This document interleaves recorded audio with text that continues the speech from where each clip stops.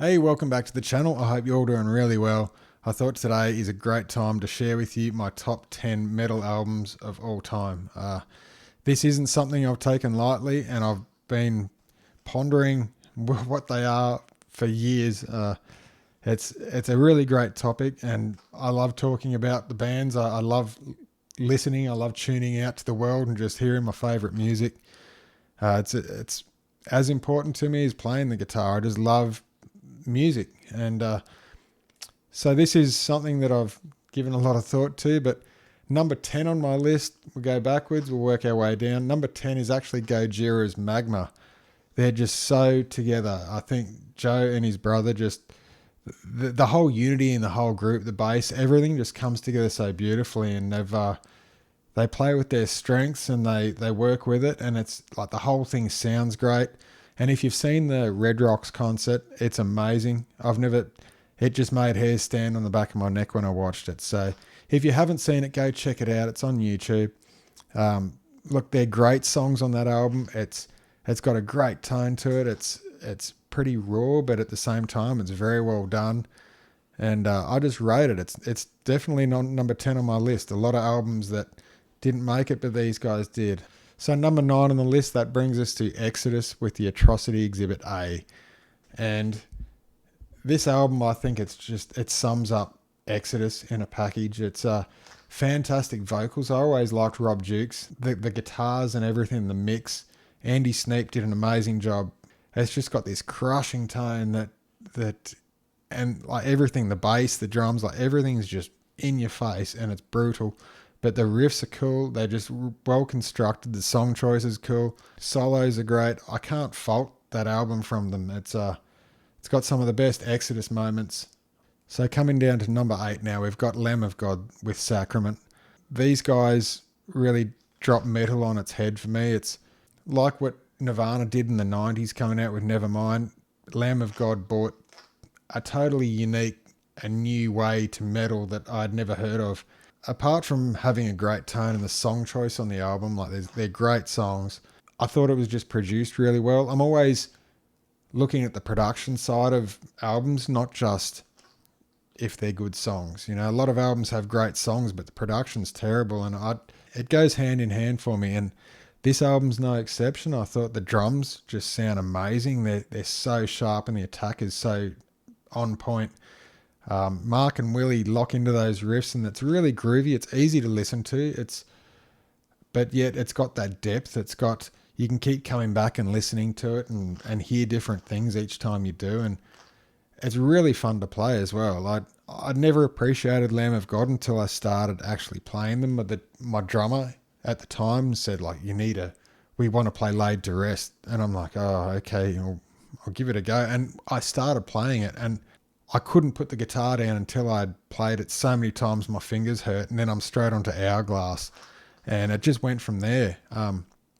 Amazing band, and that, to me, that's my favourite album. I think it's just so hooky. It's where Mark actually, I think, started to come out of his skin and do guitar solos, and I loved it. As soon as I heard the guitar solo in Walk With Me From Hell, I was like, this song's got everything. You know, it's got awesome breakdowns. It's complex. He's riff farmed that verse, and then the solo hits. It's just awesome. So that's number 8. So anyhow, number 7, and this is Pantera, Cowboys from Hell. And why this album over Vulgar?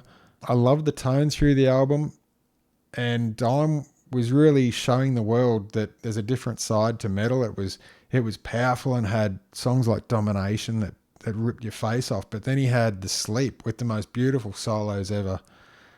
And the whole thing, I love the way it sounded. It was a different sounding record. As soon as you hear the drum track or you just hear the guitar track, you just know definitely, like, straight away that it's Dime. And so soulful, such a great album. And it seems to have everything. It just captures everything that a metal album should. You know, I thought Phil's vocals on it were amazing. Sure, they grew from there, but it was such a solid foundation and such a great record.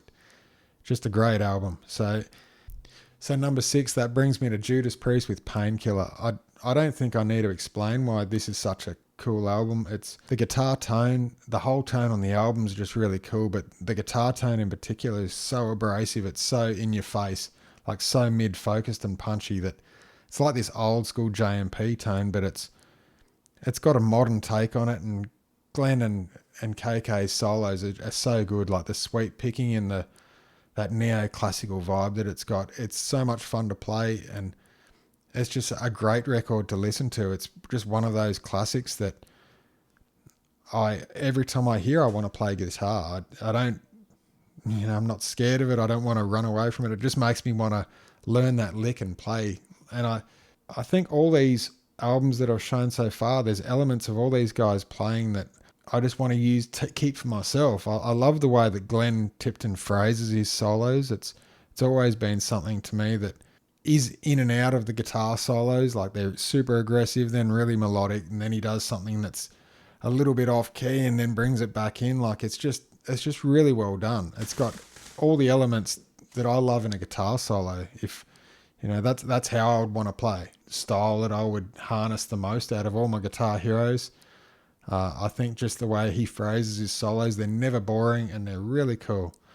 Number 5 on the list, this is Iron Maiden, Somewhere in Time. Why this album over the others? They're all so good. I love Power Slave. I love Peace of Mind, but Somewhere in Time, it has a different production. I'm all about the sound of an album, and to me, the production on this was really, it was laid. It was over the top.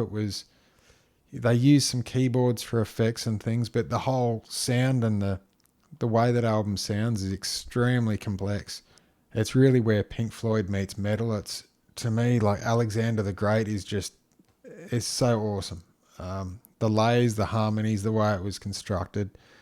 Adrian Smith's solos, yeah, it was beautiful. And it was the first Maiden record that I bought. A lot of the time when you choose these albums, it's the nostalgia from where it came from, what your exposure is to that band and how you heard it. But I'd heard Iron Maiden since I was a young fella at primary school. And one of my friends, he had an older brother, and he used to bring in the cassette tapes, and we'd put them on in the library at lunchtime and just listen to these epic arrangements. I didn't really understand it. I just knew the artwork was cool, and they were just a great band. But I later went to a record store, and had enough money to buy an Iron Maiden record, and I wasn't sure which one to buy. I didn't know the songs by name, and I just happened to see a guy there that was like in his 20s, and he had a mullet and a flanny on and tight jeans, and I thought, he knows. And I says, mate, what's the best Iron Maiden album? And he just handed me Somewhere in Time, and he goes, I like this one. They're all good, mate, but I like this one.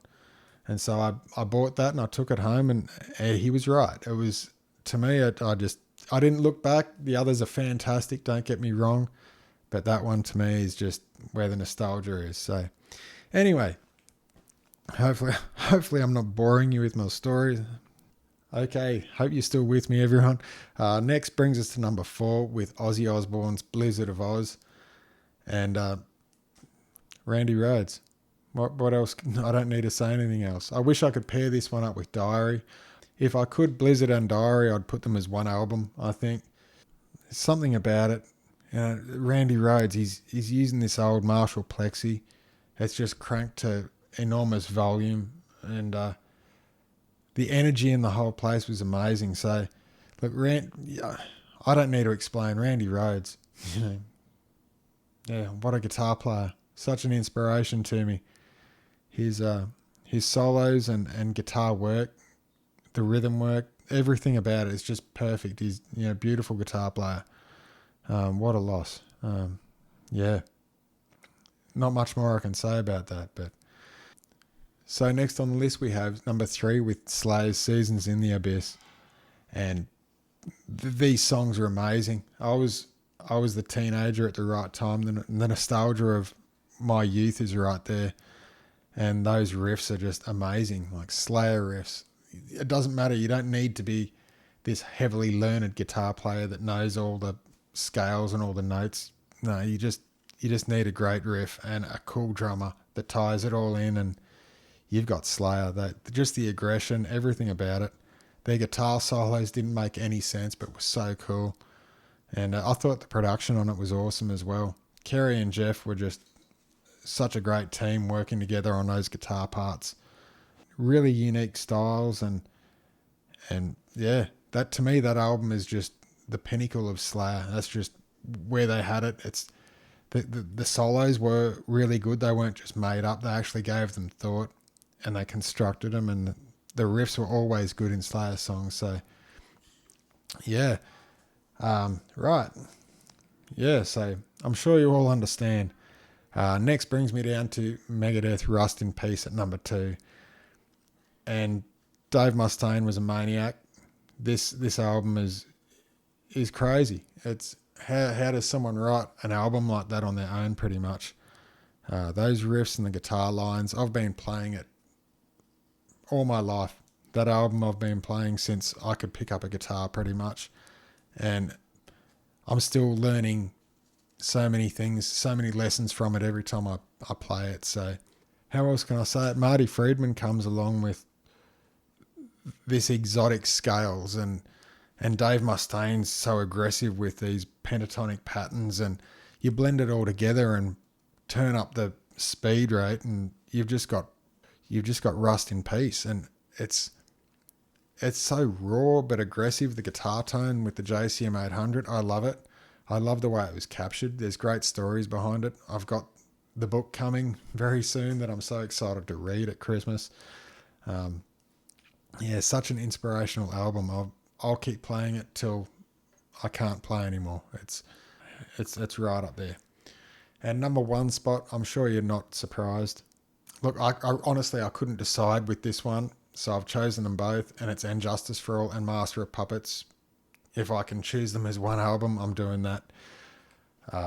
Amazing. I love the guitar tone on And Justice for All. I know a lot of you hate it, and it's had a lot of scrutiny over the years, but to me, that's what metal's about. It's about experimenting. It's about coming up with something new. It's about a tone that doesn't necessarily fit every genre or everything that you play, but it suits that album, and it's just so aggressive, and it's so tight and dry. And then we come into Master of Puppets, which is, it's an entire band. Like, everyone had work in that, and you can hear all the instruments, and it's really rich. Guitar tone is still great, but songs like Orion, they're so beautiful. It's just the layers and the harmonies and the way they were constructed. I can listen to it and just go into that zone. It's just how it is. It all started for me with Metallica. When I was younger, I was listening to it with a friend, and all of a sudden, stars aligned, and I got it. I understood what Metallica were doing back then. And up until then, I just thought metal was like this aggressive, noisy way of music, and it's not as good as like Pink Floyd and Dire Straits, which I was into at the time. Metallica really brought it to me, and I got it. I understood. I just was like, wow, it's beautiful. It's aggressive. It's got all the elements. No, I'm in. Like, that's all that there was to it. I never looked back. And songs like that came out later, like To Live Is To Die, and with those beautiful chord structures in the middle, they're the songs that just made me just fall in love with metal. Like, I could not listen to anything else, really. It just seemed to complete the whole package. If you're upset or angry or being a teenager, you're confused, you're like, it just tied everything in perfectly in my life. And so for that, I'm fortunate I found it. I'm very grateful for living up in this generation where I've had all this now, and it's great to pass it on and share everything I've learnt with you guys.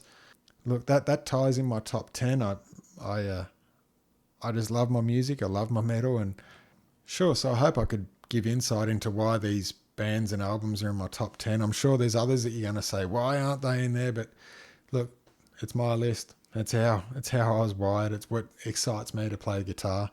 So, but anyway, until next week, I'll see you again, and take care. Bye.